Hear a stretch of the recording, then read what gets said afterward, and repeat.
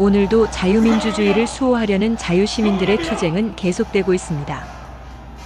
자유대한민국을 수호하려는 가열찬 투쟁이 계속되고 있습니다. 부정선거 세력들의 목숨 건 바로도 지속되고 있습니다.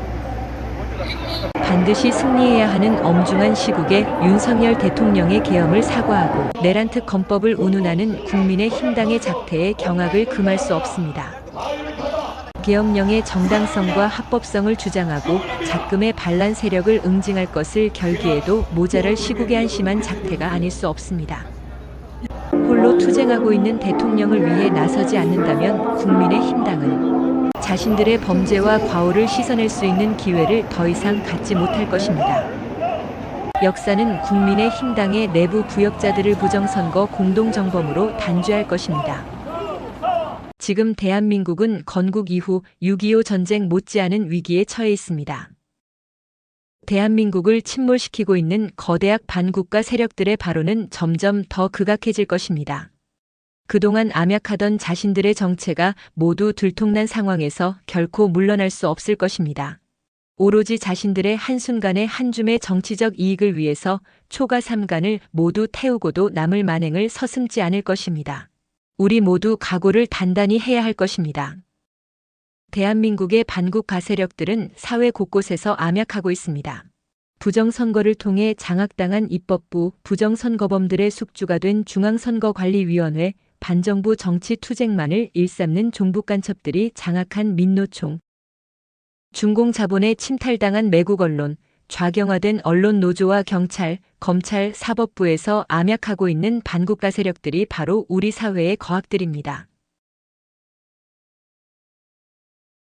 이들 반국가 세력은 하나의 거대한 카르텔을 형성하고 있으며 그중 일부는 이들에 부역하며 일신의 성공과 영달만을 위해 협잡하는 말종들입니다. 하지만 그들의 정권 탈취의 수단과 도구로 이용당하고 있는 선량한 국민들도 많습니다.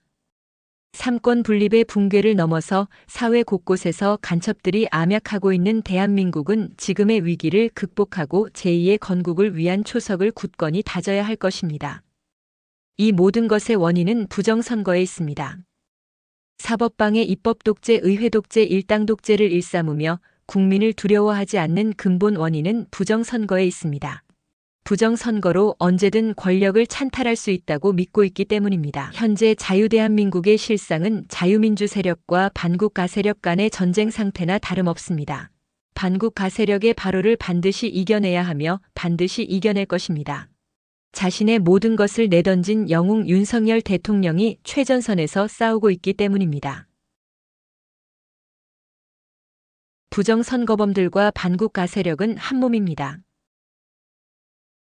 윤석열 대통령을 지키는 것이 곧 자유대한민국을 수호하는 것입니다. 비상계엄은 대통령의 정당한 합법적인 통치 행위입니다. 부당한 탄핵으로부터 대통령을 지켜내야 합니다.